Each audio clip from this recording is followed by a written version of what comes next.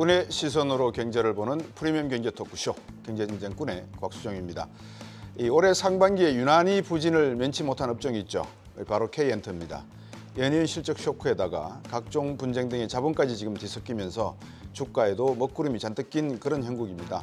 이번 주 초에 열린 한중일 정상회의에 이어서 한중 FTA 2단계 협상을 재개한다는 소식에 분위기가 좀 반전되나 싶었습니다만 하이브와 어도우 민희진 대표 간의 분쟁이 2라운드에 접어들면서 하이브 주가가 하락하는 등 이 호재 악재가 지금 혼재하는 그런 상황이 이어지고 있습니다.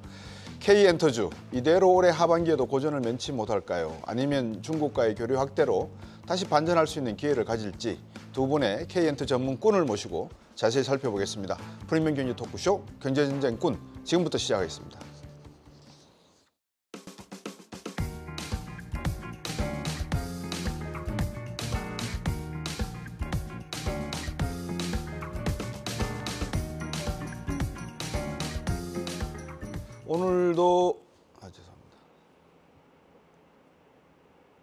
오늘도 이 민희진 대표가 기자회견을 했습니다. 임시주총회의에서 어제 법원 판결 덕에 대표직을 지켰지만 하이브가 기존 이사진을 해임하고 이사회를 장악했습니다. 따라서 하이브와 어도우 간의 분쟁이 장기화될 그런 조짐인데 문제는 이로 인해서 여파가 심심치 보통 생각하는 그런 정도가 아닌 것 같습니다. 두 분 꾼들과 어떤 내용인지 한번 분석해 보기로 하고 우선 올해 초에 기대에 못 미친 성적표를 받은 K엔터주 상반기 부진의 원인부터 좀 살펴봐야 되지 않나 싶은데요. 김현인 연구위원님. 네. 작년까지만 해도 K-팝, 네. K-드라마 네. 심상치 않았는데 예. BTS가 군대를 가고 난 좋았죠. 다음부터는 예. 별로 분위기가 안 좋습니다. 왜 그렇습니까? 일단 그만큼 또 BTS 영향력이 상당히 컸다고 보여지고요. 네. 그러다 보니까 이제 작년이 또 워낙 좋았습니다. 음반 같은 경우도 1억 장을 훌쩍 넘는 이제 성적을 기록하면서 좋았는데 연초 들어서 사실 이제 작년도에 그런 어떤 높았던 기저 대비로는 이제 음반 판매량이나 공연 같은 것들이 다 빠졌고 네. 특히 이제 1분기 실적에 있어서 주요 엔터 4사 모두 어닝 쇼크를 기록할 만큼 예. 실적이 좋지 않았습니다. 그래서 평균적으로는 엔터 4사의 합산 영업이익 기준으로도 네. 전년 동기 대비 거의 한 60% 가까이 영업이익이 빠졌어요. 예. 그러다 보니까 지금 이제 분위기가 사실 이제 좀처럼 살아날 어떤 조짐이 안 보이고 음반의 경우는 이제 높은 기저로 인해서 빠졌다라고 보여지고 공연 같은 경우에는 사실 이제 작년도까지는 아시아 공연 위주로 너무나 잘해왔는데 네. 올 초 들어서 이제 아시아에서 더 나가기 위해서는 결국 북미나 유럽 쪽 무대를 좀 장악을 해야 되는데 거기서 통할 만한 아티스트가 좀 상대적으로는 좀 부재하지 않았나. 예, BTS의 공백도 그러하고 또 블랙핑크가 올해는 아직까지 완전체 활동을 안 하고 있는 상황이지 않습니까? 네. 이런 부분들이 좀 복합적으로 작용을 하면서 주요 엔터사들 모두 이제 어닝 쇼크로 기록을 했고 또 주가도 많이 빠진 종목들은 이제 반토막도 훨씬 더 빠졌죠. JYP 같은 경우에. 그렇게 이제 좀 많이 조정을 받고 있는 상황입니다. 글로벌 시장 전반이 이 코로나 이후에 미국의 금리 인상이라든지 경기의 중국 경제의 침체 부분 네. 또 일본 경제가 살아난다고 하지만 동남아 경제는 중국 경제에 매달려 있으니까 중국 경제가 그런 상황에서 동남아 경제도 별로 심상치 않은 상황. 이러다 보니까 이제 실적 부진 말씀을 주셨는데 네. 보통 이런 엔터 산업은 실적이 음반 판매라든지 두 네. 번째는 공연이나 팬미팅 같은 거 네네. 그리고 세 번째는 지적재산권 같은 데서 나오는 수익이 많지 않습니까? 맞습니다. 그러면 BTS가 있으면은 예를 들어서 하이브 같은 데서 BTS만 준비를 하지 말고 네. 2, 3년 전에 BTS 2를 준비하던가 뭔가 새로운 새싹을 키워놨어야 되지 않나 하는 생각 들거든요. 사실 정말 많은 준비를 한 게 지금의 모습입니다. 예, 상장하기 전에 이제 플레디스 엔터라는 엔터사를 인수하면서 세븐틴으로 IP를 다각화를 했고 네. 그 이후에도 이제 멀티레이블 체제 하에서 네. 그 이후로 이제 데뷔한 팀들을 보면은 이제 르세라핌, 투마로우 바이 투게더, 그다음에 뉴진스까지 또 최근에는 엔하이픈도 인수를 통해서 지분을 100% 인수함으로써 멀티레이블 체제를 또 하나 더 추가를 네. 했고요. 그렇게 네. 사실은 기라성 같은 아티스트들이 다 하이브 멀티레이블 체제 하에 있기 때문에 하이브가 방탄소년단의 공백에도 불구하고 지금 정도의 연간 한 3천억 원에 가까운 영업이익을 그대로 약간 감소하는 부분에 대해서 시장이 많이 실망을 하고 있지만 그래도 이 정도의 영업이익이 유지될 수 있는 것은 많은 준비를 했기 때문이고 옛날 같았으면 예를 들어 뭐 SM에서 동방신기 군대 갔을 때나 YG에서 빅뱅 군대 갔을 때를 떠올려 보시면 실적이 5% 10%가 아니라 60% 80%씩 빠졌었거든요. 그거에 비하면 지금은 정말 어떻게 보면 선수층이 많이 두터워진 상태가 지금의 엔터 산업의 모습입니다. 김혜영 연구위원께서 선수층이 또 꼬졌다고 말씀하셨는데 전분기 대비 60% 빠졌다 그래요. 그러면 전년 대비 빠졌으니까 전분기 대비로는 그 정도 빠졌으면 이게 더 빠졌겠죠, 지금 주식이. 그렇죠. 그러면 1분기에 이어서 2분기 상황은 좀 개선이 될까요? 어떻게 보세요? 올라와야죠. 올라와야죠. 물론 이제 QOQ니까 1분기 대비 2분기 모든 엔터 4사가 올라올 거긴 합니다만 이제 회사별로 좀 차이는 있을 것 같아요. 예를 들어서 JYP 같은 경우는 스트레이키즈라고 하는 이제 메가 IP가 있습니다. 보이그룹인데 컴백이 7월로 예정이 되면서 사실 2분기가 생각보다는 좀 실적이 좀 부진하지 않을까 엔터 4사 대비. 그래서 유일하게 2분기가 YOY QOQ로 다 감익하는 분기가 되는 게 이제 JYP긴 합니다만 이게 이제 다 활동이 뭐 아예 사라진 건 아니고요. 2분기에 나올 만했던 게 3분기로 밀렸구나 정도로 보시면 되기 때문에 2분기만 놓고 봐서는 이제 JYP를 제외한 모든 회사들이 다 QOQ로는 당연히 좋아집니다. 활동이 많아졌기 때문에 당연히 그렇습니다. 우리 김현영 연구위원께서 선수층이 또 꼬졌다는 표현을 쓰셨는데 2분기 이후에 경제적인 어떤 반등이라든지 좀 둔화 과정이 좀 완화가 되고 또 엔터 부분에 있어서 준비되었던 선수층에서 일부가 이제 시장으로 나온다면 어떻습니까? 이런데 이 K 엔터가 주가가 좀 이렇게 상승될 그런 흐름을 탈 수 있다 이렇게 보시는 거죠? 그럼요. 이게 사실 올해는 음반이 중요하긴 합니다만 이제 음반을 너무 맹신하는 거는 조금 시선을 좀 바꿀 필요가 있다. 말씀하신 것처럼 엔터사가 사실 작년 6월부터 중국에서 이제 뭐 앨범 수출이 뭐 YOY 99%가 빠진다 하면서부터 사실 지금까지 회복을 못 하고 있어요, 주가가. 근데 뭐 당연히 이해는 갑니다. 왜냐하면 앨범이 엔터사들에서 차지하는 비중이 적게는 30에서 많게는 50%가 넘었기 때문에 당연히 실적이 안 나오겠지. 그러니까 지금 주가 수준에선 사기가 좀 부담스럽다. 이해는 갑니다만 앞에서 말씀하신 대로 이제는 그 매출 원 자체가 앨범이 아니라 음원, 공연, 다양한 매출원으로 변화하고 있단 말이에요. 극단적으로 올해 지금 4월부터만 하더라도 팬미팅이 너무 많아지고 있어요. 저연차 가수가 수익할 수 있는 방법 중에 하나가 팬미팅이거든요. 왜냐하면 콘서트만큼 곡이 없어도 할 수 있기 때문에. 근데 꽤 비싸요, 팬미팅도.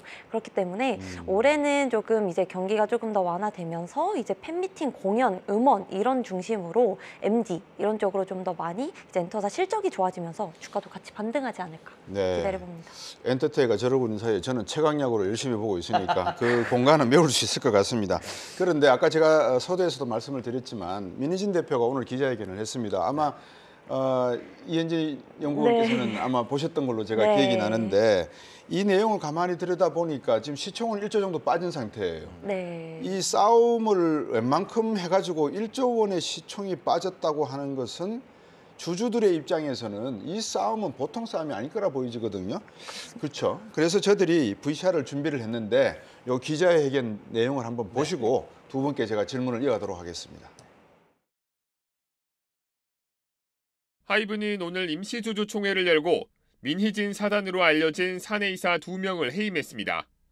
대신 하이브 측 인사로 그 자리를 채우면서 이사회를 3대1 구도로 장악했습니다.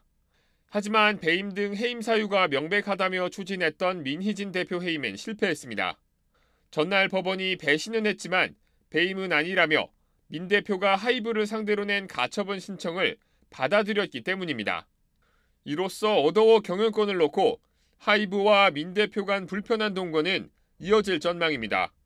뉴진스 전속 계약 변경 등 주요 경영 안건들은 이사회 안건을 거쳐야 합니다. 양측이 사사건건 충돌할 가능성도 점쳐지는데 일단 민 대표는 2차 기자회견을 열고 하이브에 대해 유화적인 제스처를 취했습니다. 저의 확실한 목표는 사실 이제 뉴진스와 제가 계획했었던 어떤 계획들을 그냥 굉장히 성실하고 그리고 문제 없이 잘 이행했으면 좋겠다라는 걸 좀 알아주셨으면 좋겠어서 그리고 민 대표의 태세 전환에도 하이브는 본안 소송을 통해 민 대표를 해임하겠다는 입장을 고수하고 있습니다. 당분간 양측의 갈등이 지속될 것으로 보여 하이브 주가 불확실성을 키울 전망입니다. 방시혁 의장의 하이브와 민희진 대표 간 갈등이 한 달 넘게 이어지면서 하이브 시가총액은 1조 원 넘게 증발했습니다. 감사 지시하고 주총 열 수는 있지만 그게 특정한 목표, 의도적으로 해임을 목표로 했다고 한다면 그건 이제 적절하지 않다고 보이는 거죠. 예.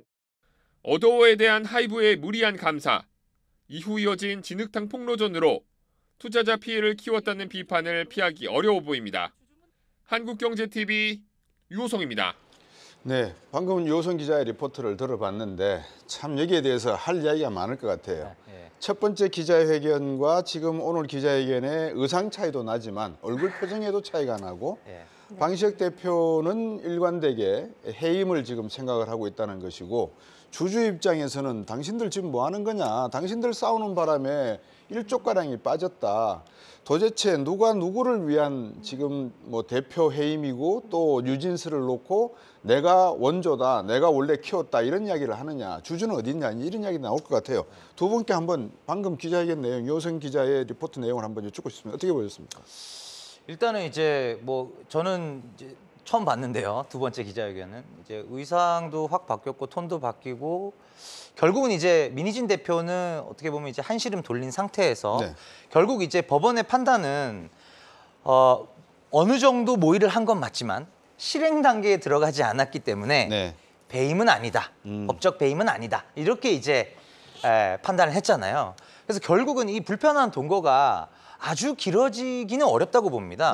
지금 이제 이사회 장악을 하이브가 한 상태에서 민희진 대표가 결국 이제 일단 일정 부분 모의를 했다고 인정된 그런 꼭 그게 독립이 됐건 아니면은 이제 결국은 이제 뉴진스를 어디서 어떻게 키울 것인가의 문제잖아요.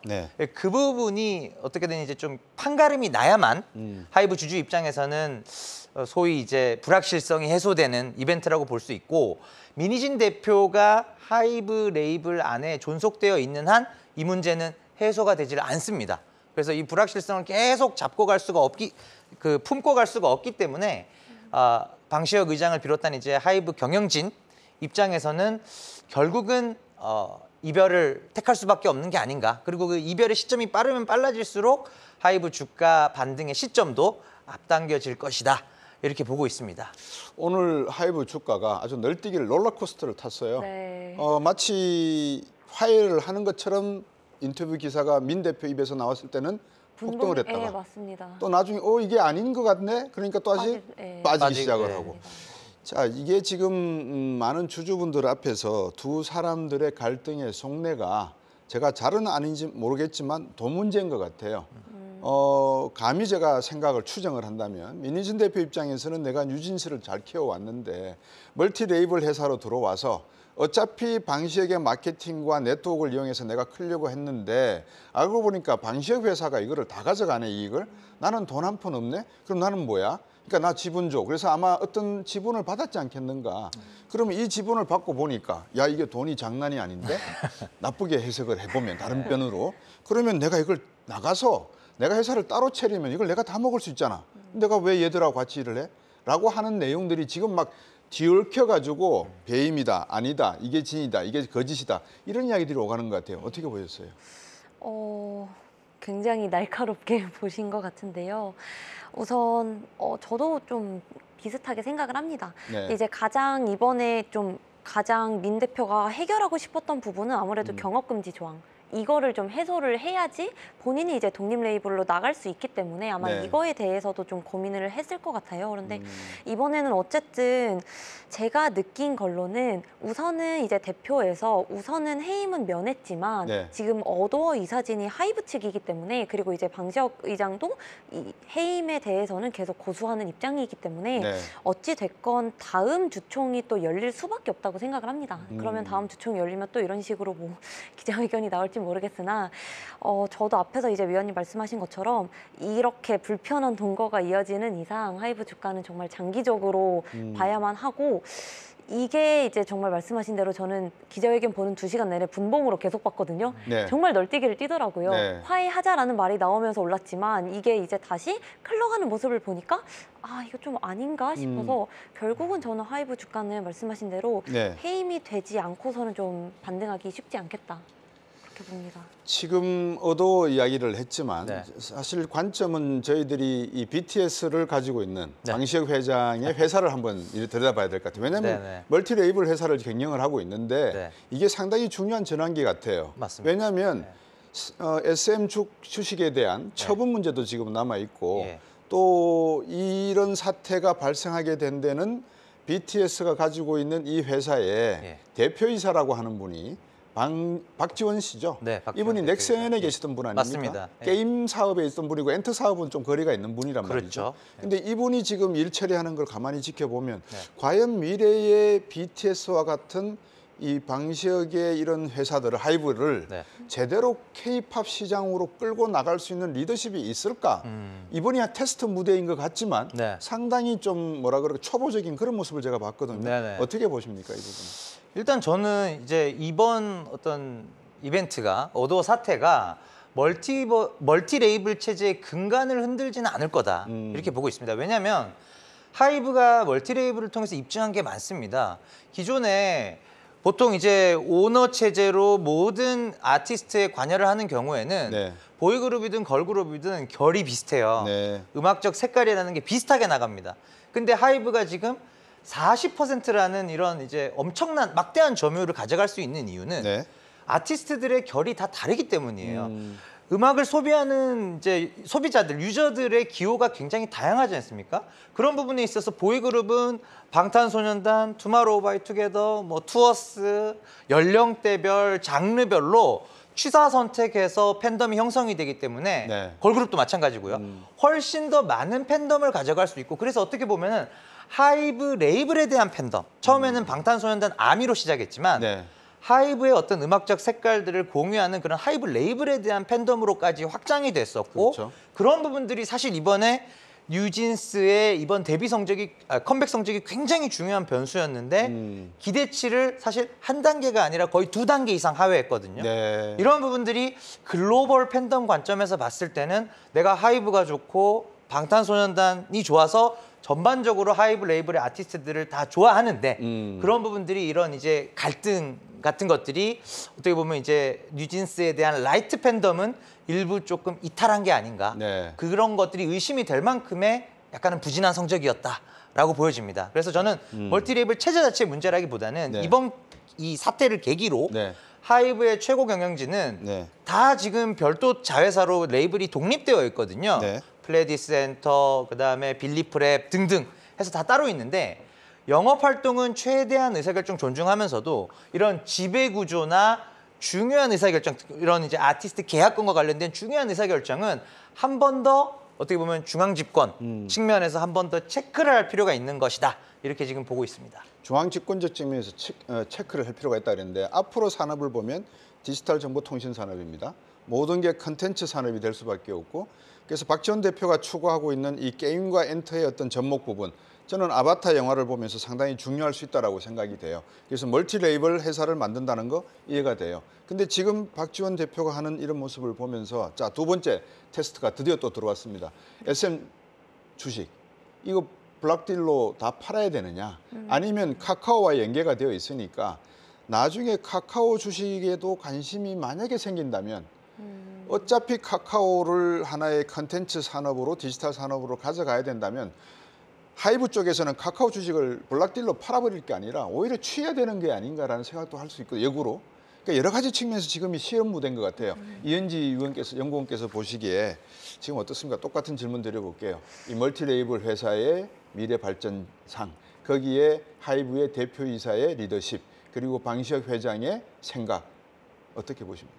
저도 앞에서 말씀하신 대로 멀티레이블 체제에 대해서는 긍정적이라 평가를 합니다. 단 문제는 네. 이제 앞에 김현용 위원님과 약간 비슷하면서도 저는 약간 다른 부분이 어떤 부분이냐면요.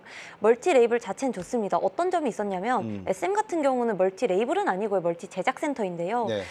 멀티 제작센터를 이제 카카오가 최대 주주가 되면서부터 2023년부터 좀 도입을 한 시스템인데요. 네. 과거에는 중앙에서 이수만이라는 사람 혼자서 중앙 집권을 했기 때문에 아티스트 컴백 주기가 너무 느렸어요. 네. 왜냐면 너무 많은 아티스트를 한 사람이 결정을 해야 되는데 어떻게 의사결정이 그렇죠. 빠르겠어요. 근데 멀티 제작센터가 만들어지면서부터 아티스트 컴백 주기가 빨라졌습니다. 네. 대표적으로 NCT라는 가수만 해도 그렇고요. 에스파, 라이즈 너무 빨리 나와요. 긍정적인데 이제 하이브의 문제는 뭐냐. 멀티 레이블을 운영하되 독자적으로 각각의 이제 독립을 줘야 되는데 이것의 가장 최상단에는 한 명이 또 의사결정을 해버린 거죠. 네. 이렇게 되면은 멀티 레이블 체제가 약간 그게 갖는 긍정적인 의미를 좀 희석시키는. 그래서 저는 이게 체제가 잘못됐다가 아니라 하이브에서 운영했었던 그 방식에 조금 변화가 필요하다라고 생각을 하고요. 네. 지금 하이브가 SM 지분을 원래 이제 12.6% 정도 가지고 있었다가 네. 이제 블락으로 좀 넘겼습니다. 근데 사실 하이브 입장에서는 이 SM의 12% 남짓한 지금 좀 팔아서 이제 9% 남짓인데요. 네. 이 지분을 가지고 있을 필요가 없어요. 따지고 보면. 그리고 더 눈물 나는 건요. 주당 매입 단가가 12만 원이기 때문에 그 밑에서 팔면 무조건 손절이거든요. 그런데 이제 하이브가 작년 4분기에 SM 그 지분 평가 손실로 거의 500억 이상을 떨었기 때문에 너무 네. 마음이 아파요. 그리고 하이브 입장에서도 연결로 보면은 이제 현금성 자산이 3천억 정도 있지만 하이브 본체는 360억 정도밖에 없거든요. 네. 현금이 부족합니다. 그래서 하이브 입장에서는 어찌 됐건 이 지분을 팔아서 빨리 유동화를 하던 필요 없는 지분이거든요. 그래서 지금 90일 락업이 걸려 있기 때문에 나머지 한 211만 주 정도는 당장 나오진 않겠으나 네. 이제 락업이 끝나는 9월 정도가 된다면 하이브 입장에서는 SM 지분을 팔아야만 이제 본인들이 좀 더 좋아지는 그런 상황일 거라고 저는 봅니다. 어떻습니까, 김현님? 방금 말씀 듣고 보니까 유동성 문제가 지금 존재하는 부분이 하이브에 있는 것 같이 보여져요. 네네. 그러면 이 유동성 문제를 해결하지 못하면 하이브도 상당히 위태로울 수 있다라는 느낌이. 왜냐 그러면 지금 대한민국 경제 전반을 놓고 네네. 봤을 때 유동성 문제가 부동산 PF 쪽에도 언젠가는 지금 나올 것이고 그렇죠. 이게 전 경제적으로 유동성 흐름이 막히기 시작한다면 네. 한국 엔터주에 대한 외국인들의 적대적 인수라든지 네. 여러 가지 그 공격이 이런 게 가능할 것 같거든요. 그렇죠.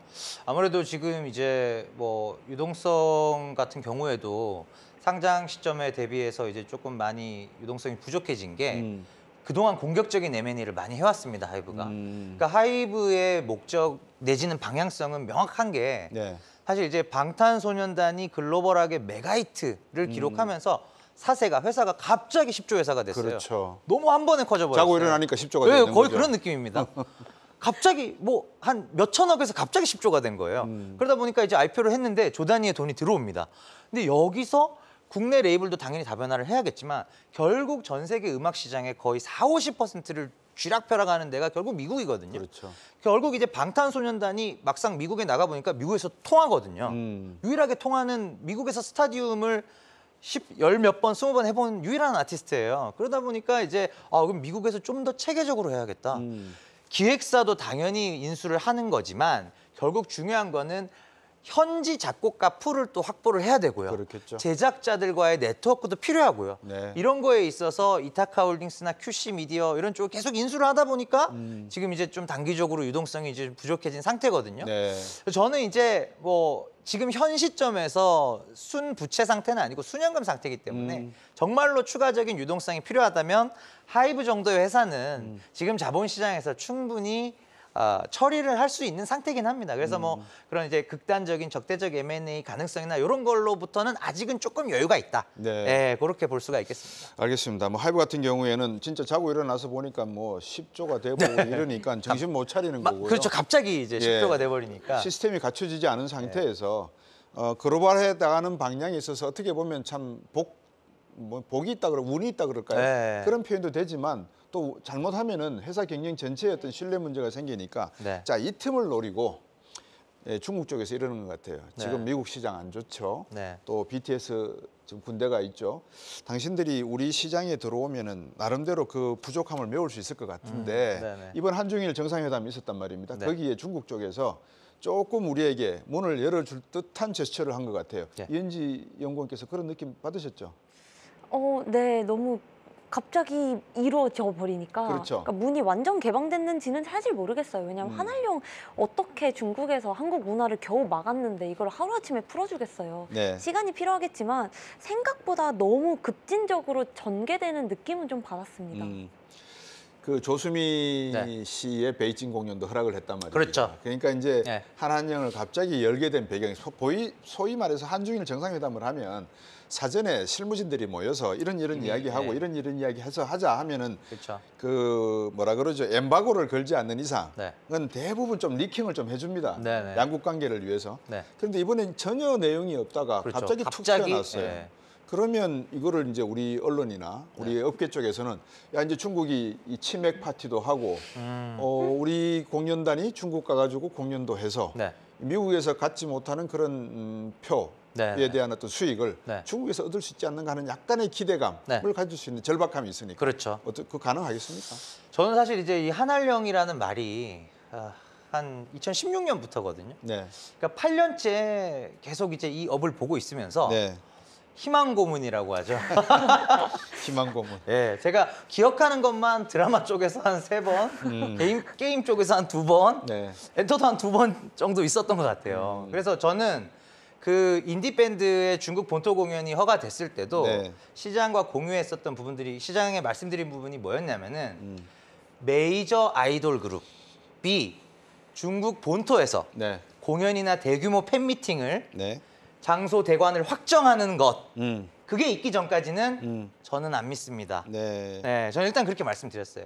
네, 그래서 뭐 실제로도 그러하고요. 그래서 그런 정도의 확실한 신호가 나오면 일단은 당장 올해 하반기 내년도 엔터사 실적에 중국 거 반영해야죠. 근데 이제 그게 제가 봤을 때는 선결 조건입니다.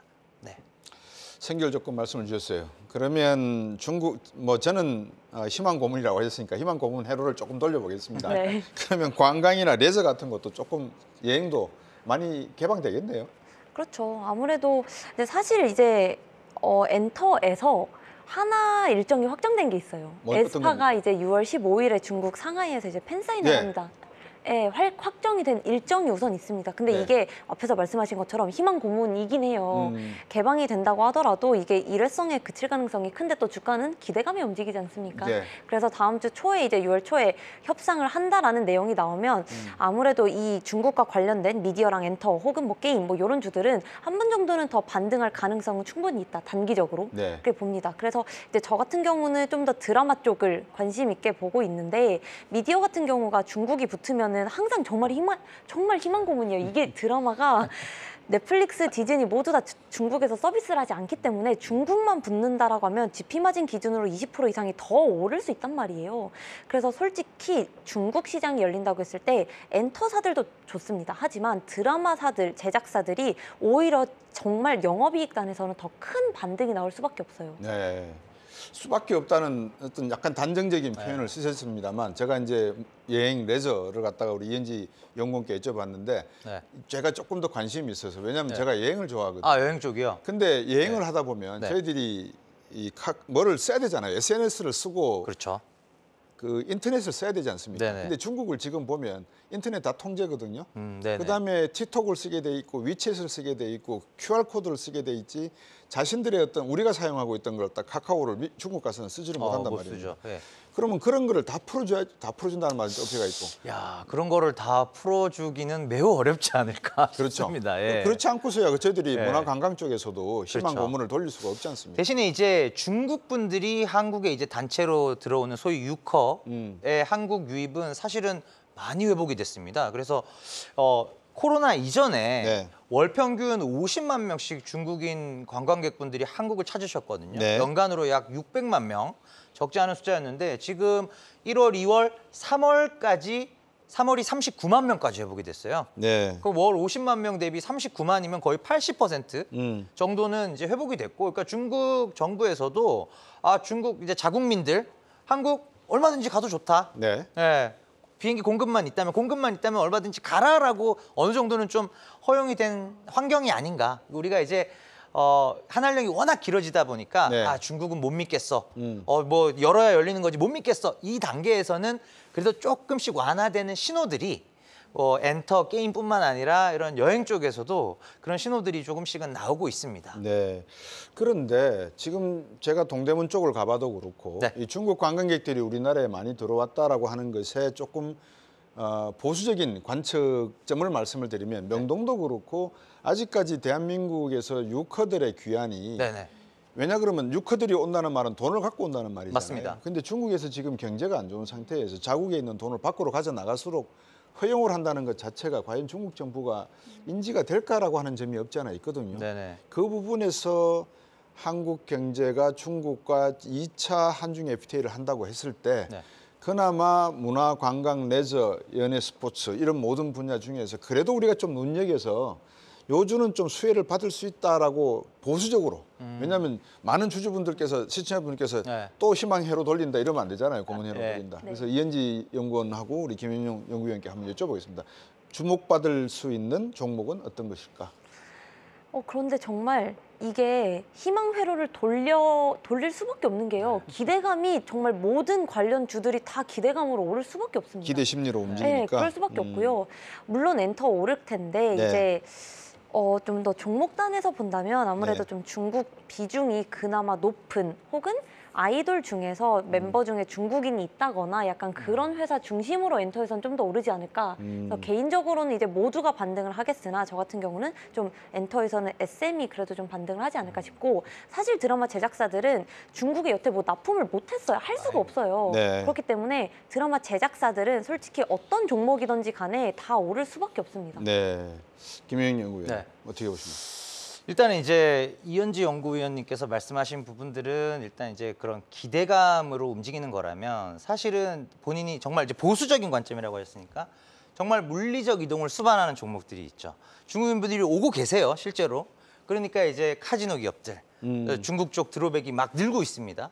그리고 물리적 이동을 전혀 통과하지 않아도 되는 것. 네. 예를 들면 게임이죠. 네. 외자 판호를 내가 발급을 받았고 판호를 발급받은 거를 기준으로 신작을 중국 시장에 출시할 수 있거든요. 그런 관점에서 보면은 이제 뭐 NC소프트가 올해 안에 이제 블레이드 앤 소울 2를 네. 텐센트를 퍼블리셔로 해서 네. 메이저 기업이잖아요.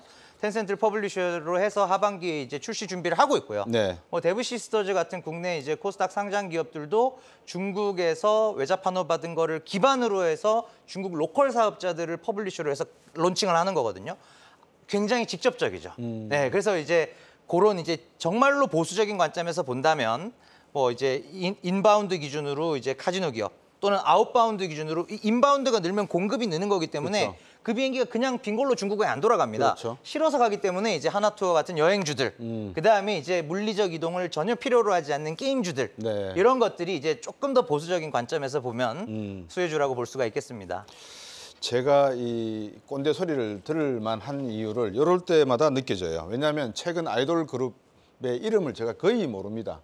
예를 들어서 뭐 BTS 정도는 제가 많이 들어서 알고 있는데 뉴진스 정도. 네. 근데 에스파, 그다음에 아이브, 더 보이즈, 있지, TXT 뭐 너무나 많은 것 같아요. 근데 이들이 공연을 하면 국내에서 공연하는 것보다 월드 투어를 많이 한다는 이야기를 제가 들었어요. 그렇죠. 그럼 월드 투어에서 공연은 가끔가다 공급이 수요를 창출하기도 합니다. 그러니까 우리가 간다. 그러면 그렇죠. 뭐 파리나 이런 데서 한류가 있는 데서 난리가 날 수도 있는데 네. 어떻습니까? 이들이 2분기에 들어서 해외 투어 소식들이 어느 정도 있습니까? 한번 아시는 게 있으신지 모르겠습니다. 있죠. 이제 엔터를 볼 때는 이제 제가 그냥 좀 쉽게 얘기하는 게 이제 반팔 입으면 좋아진다. 그냥 보통 1, 2, 3월은 뭐 굳이 비수기란 표현을 붙이긴 좀 그런데요. 춥잖아요. 그래서 활동들을 주력 아티스트들이 잘 안 해요. 네. 약간 좀 다지는 시기.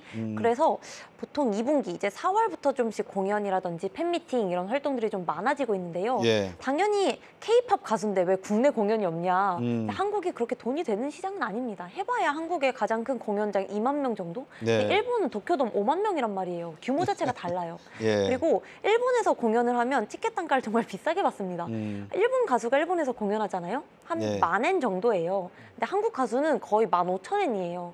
너무 비싸고 잘 받고 일본은 순매출 지역이기 때문에 그렇네요. 해외로 갈 수밖에 없습니다. 그래서 이런 공연들이 2분기부터 뭐 대표적으로 이제 4월에 아직 제대로 컴백하지 않은 스트레이키즈도 4월에 일본에서 오프라인 팬미팅을 또 진행을 했었고요. 이제 슬슬 4월부터 모든 가수들이 본격적으로 공연을 진행합니다. 그래서 이제 올해는 좀 공연에서의 성과가 네. 2분기부터 나올 수 있다. 지금 화면에 나오는 2024년도 아티스트별 일본 돔 공연 내용을 보니까 엄청나게 많네요. 공연 예정수가. 이게 저게 이제 선수층이 두터워진 결과물이죠. 돔 투어를 저렇게 많은 아티스트들이 지금은 하고 있습니다.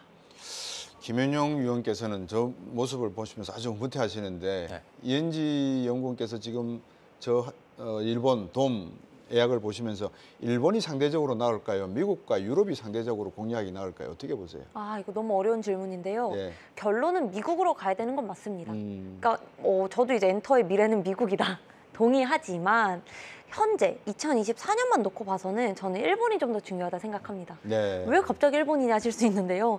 사실 지금 엔터사들에서 밸류 자체가 지금 밸류가 정당화되려면 저는 어느 정도 실적이 받쳐줘야 된다 생각을 그렇겠죠. 하거든요.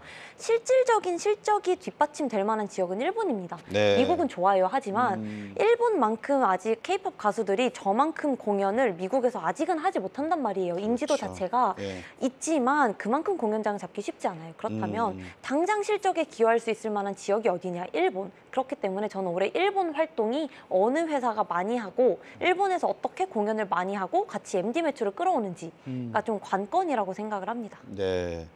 JYP가 어떻게 보면은 상당히 노바디 이 이야기를 노래를 갖고 미국을 진출했다가 네.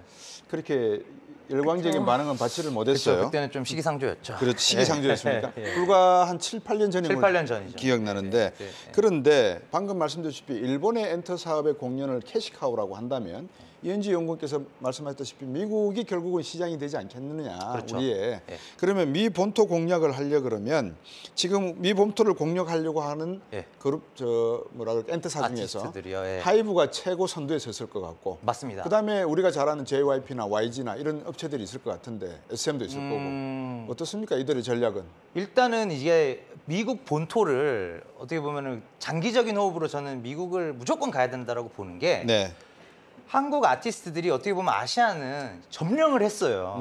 아시아 전체 공연 시장 그 큰 시장에서 한국 아티스트들이 거의 15%를 점유하고 있습니다. 네. 더 늘어나기가 힘듭니다. 근데 미국이나 유럽 공연 시장에서는 아직 우리 아티스트들이 2% 3%밖에 안 되거든요. 네. 그러니까 여기를 늘리는 게 사실은 단기적으로 좀 힘들더라도 맞다라는 것이고 그러면은 미국에서 소위 아까 이제 도쿄돔 5만 명 규모라고 말씀을 주셨는데 4만 5만 이상급의 스타디움에서 투어를 할 수 있는 아티스트가 정말 놀랍게도 3팀밖에 없어요. 어느 팀입니까? 방탄소년단. 네. 그리고 나서 블랙핑크? 블랙핑크 트와이스. 트와이스. 사실상 이게 끝입니다. 투모로우바이투게더가 올해 뭐 한 2회차 정도 살짝 끼워 넣긴 했는데 일단은 조금 의미 있는 볼륨의 스타디움 투어를 미국에서 할 수 있는 팀은 방탄소년단이 무려 5년 전인 2019년도에 미국 스타디움에 깃발을 꽂았어요. 네. 그리고 나서 소위 후광 효과라고 하죠. 우리 후배 케이팝 아티스트들로 이 후광 효과들이 뿌려질 것이다 네. 라고 했는데 결국은 코로나 기간 다 지나고 한 3, 4년 뒤에야 네. 블랙핑크랑 트와이스가 그 바통을 이어받았고 사실은 상당히 기대를 많이 모았었던 보이그룹 중에서 네. 스트레이키즈나 세븐틴은 네. 결과적으로는 미국 시장에서의 그런 볼륨이 폭발적으로 늘어나는 모습을 아직도 못 보여주고 있습니다. 그만큼 미국 시장이 힘든 거죠. 예. 미국 시장의 엔터테인먼트 산업을 놓고 보면 우리나라에서 저 아이돌 그룹의 뭐 노래라든지 여러 가지는 아직까지 초보적인 입장이다라고 봐야지 그게 냉정하고 제대로 된 평가가 아닌가 싶거든요. 네. 예를 들어서 싸이의 강남스타일 노래가 나왔을 때 미국 공항에서 제가 깜짝 놀랐던 게 네. 강남스타일 노래가 나오더라고요. 네네. 근데 그게 그냥 그걸로 끝나고 6개월 뒤에는 그냥 흔적도 없이 사라져버리는 네네. 모습을 보면서 우리가 브리티시 갓 탤런트, 아메리칸 갓 탤런트 이런 프로그램이라든지 네네. 또 여러 가지 뭐라 그럴까 신인들을 현지에서 발굴하는 그런 엔터테인먼트 산업이 있지 않겠습니까? 네네. 우리 하이브라든지 이런 JYP라든지 YG가 국내에서 신인들을 뽑아서 미국에 보낼 생각을 하지 말고 미국에 있는 엔터테인먼트나 기획사를 손을 잡고 글로벌화 시키는 게 오히려 더 편하지 않을까 하는 생각도 해봤거든요. 어떻게 보세요? 그걸 하고 있습니다. 누가요? 놀랍게도 예. 다 하고 이제 YG를 제외한 엔터 3자가 나옵니다. 네. YG를 제외하고. 네, 근데 이게 진짜 안타까운 거죠. 왜냐하면 했는데도 이렇게 모르신다는 거가 아직은 너무 초창기 단계이기 때문에 우리가 모르는 게 아닌가 싶은데요. 네. 사실 말씀하신 내용에 다 답이 있습니다. 네. 한국, 이제 JYP가 가장 먼저 시작했죠. 올해 1월에 이제 비차라고 하는 미국 국적을 가진 걸그룹을 런칭을 했습니다. 네. 그리고 아마도 6월 정도로 예상은 되는데 하이브에서 이제 또 캐치아이라고 하는 네. 비슷한 미국 국적을 가진 이제 걸그룹을 구성을 할 거고 아마 올해 4분기 말쯤에 SM에서 이제 그 영국 보이밴드를 또 만들 겁니다. 네. 근데 이런 것들을 봤을 때 사실 지금 한국 이 엔터사들이 미국에서 그렇게 영향력을 높게 갖지 못하는 이유는 장르의 다양성이 아직은 부족하기 때문이라 봅니다. 왜냐하면 미국에서 가장 인기 있는 음악 장르가 물론 팝도 있습니다만 R&B, 힙합이에요. 근데 제가 생각했을 때 한국 가수들 중에서 R&B랑 힙합을 했었던 가수를 생각해 보면 뭐 원타임 정도? 아, 너무 옛날인가요? 너무 옛날인가요? 뭐 그런 윤미래 씨는 아주 옛날입니다. 예, 뭐 그런 느낌으로 그런 느낌. 그런 정도의 가수가 지금은 없단 말이에요. 왜냐하면 대중을 공략해야 되는데 대중을 공략하기엔 힙합이 한국에서는 그렇게 쉽지 않단 말이에요. 팝이 좀 더 잘 팔린단 말이에요. 네. 그래서 한국 가수들이 이제 팝이라는 장르에만 도전하기 때문에 근데 미국은 라틴도 있고 컨트리도 있고 너무 다양하거든요. 이 시장에 맞는 음악을 좀 더 발굴할 필요가 있다. 그렇게 봅니다.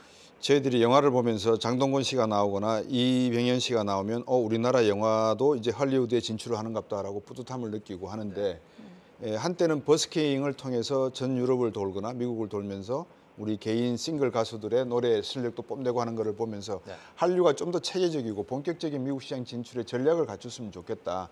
여기에 정부가 전략적인 도움을 줄 수 있으면 좋겠다라는 생각도 많이 했습니다. 어쨌든 뭐 SM이나 JYP나 YG나 하이브나 모두가 대한민국의 미래 서비스 산업, 컨텐츠 산업을 이끌고 갈 선두주자임에는 틀림이 없는데 이들이 앞으로 가져가야 될 2024년 하반기 전략, 뭐 BTS가 군 제대하고 돌아온다는 이야기도 하셨으니까 어떻게 봐야 될까요? 이제 사실 제가 생각하기에는 제가 이제 뭐 끊임없이 활동이 이어진다라고 말씀드렸지만 결국은 엔터도 뭐 쉽게 생각하면 공장 가동하는 거랑 똑같거든요. 그냥 가수가 활동을 해야 돈을 버는 거예요. 네. 그러니까 활동을 많이 해야 되는데 그 활동을 어디에서 해야 되냐? 실질적으로 돈을 버는 지역. 예를 들면 저는 이제 일본 혹은 모멘텀으로 작용한다면 미국. 그래서 올해 하반기만을 놓고 봤을 때 사실 미국으로 가야 되는 건 맞지만 올해만 놓고 봤을 때는 일본 시장에서 얼마나 더 많은 모객을 더 빠르게 많이 끌고 오냐. 이은지 연구원께서는 일본 시장에 지금 필히 꽂히셨어요. 당분간 거기서 돈을 보완을 벌어야 해야 합니다. 된다. 일단 돈 벌어야 된다. 돈 벌어야 된다. 캐시카우가 필요하니까. 네. 근데 BTS 돌아오고요. 블핑, 블랙핑크 맞습니다. 다시 복귀할 거고 네네. 지금 안식년이라고 아까 말씀 주셨거든요. 안식년까지는 아니지만 이제 개별 활동 개별 위주로, 활동. 하고 있죠. 어떻습니까? 그러면 K엔터주 상승에 이들 둘의 역할이 어느 정도 기관차 역할을 해줘야 되는 것 같은데 트와이스까지 그렇죠. 맞습니다. 한계도 있을 것 같아요. 한계가 뭘까요? 그러니까 사실은 이게 이렇게 보시면 돼요. 이게 왜 우리가 미국 시장을 아시아처럼 쥐락펴락하지 못할까 생각해 보시면 이게 미국은 이제 음반보다는 음원 시장 구조예요. 음원이라는 거는 이제 우리가 매일 한 번씩 들으면 이게 적수 개념으로 쌓여서 1년치 매출이 구성이 되거든요. 그럼 네. 보통 보면은 K-팝 아티스트들이 빌보드 200, 뭐 빌보드 10위 안에 이렇게 들어갔다가도 차트에 머무르는 기간이 길진 않아요.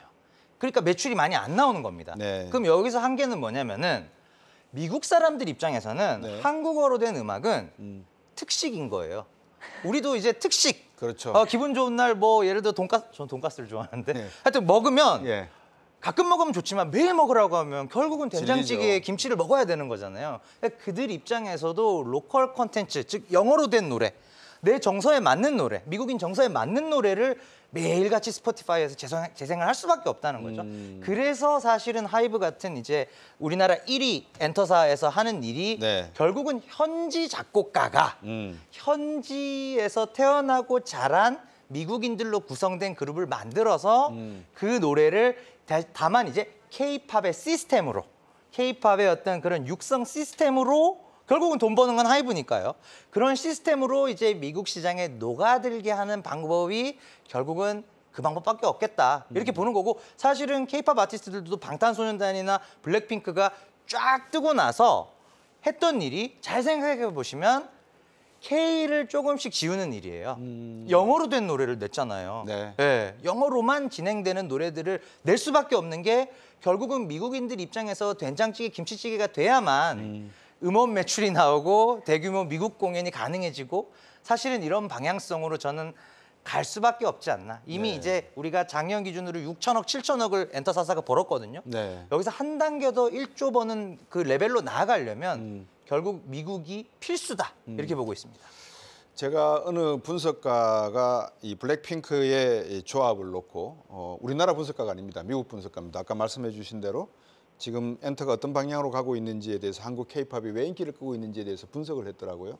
첫 번째 7명이면 7명 각자 멤버들의 역할이 있다. 누구는 영어로 이야기하고 누구는 일본어로 이야기하고 그다음에 누구는 먼 하늘을 쳐다보고 있고 인터뷰를 하는데 이제 그런 역할 분담이 있고 두 번째는 작곡의 리듬이 한 소절 한 소절씩 표절에 위반되지 않도록 끊어 가지고 핀란드 작곡가, 스웨덴 작곡가, 미국 작곡가가 작곡한 노래를 붙여서 만들었더라.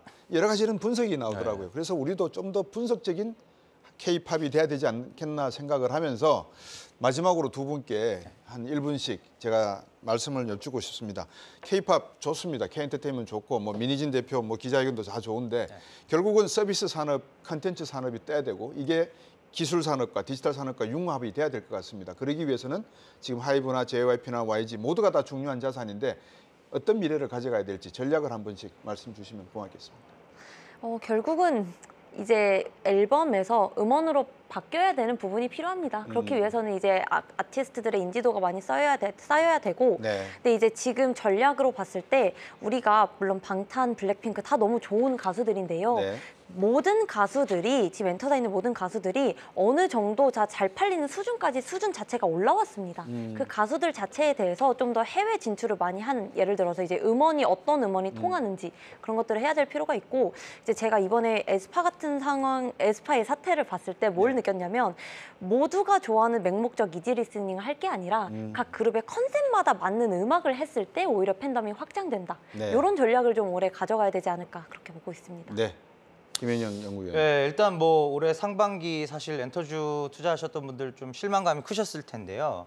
일단은 저는 올해는 조금 일시적인 어떤 휴지기, 과도기 이런 거라고 보고 있고 결국 K-팝의 방향성은 여전히 소위 땅 따먹기 관점에서 봤을 때 아직 점령할 곳들이 많습니다. 네. 다만 이제 이 점령을 쉽게 해줄 점령군이 올해는 조금 이제 아쉽다라는 것이고 네. 그런 관점에서 이제 저는 이제 하반기에 그럼 확 좋아지느냐 그렇지는 않다고 보고 있고 일단 3분기까지는 작년 3분기에 그 기저 부담이 좀 있어요. 그래서 3분기 조금 날씨 좀 쌀쌀해질 때 아까 이제 반팔 되면 좋다고 말씀 주셨는데 네. 저는 이제 실적이나 투자 심리의 급격한 개선은 약간 쌀쌀해지는 시점부터는 그 내년도를 봤을 때 이제 방탄소년단 완전체가 돌아오는 기대감 그리고 4분기부터는 실적이 전년 동기 대비 이제 확 좋아질 수 있다라는 기대감 때문에 그쯤부터는 엔터주를 보시기를 권고드리겠습니다. 네.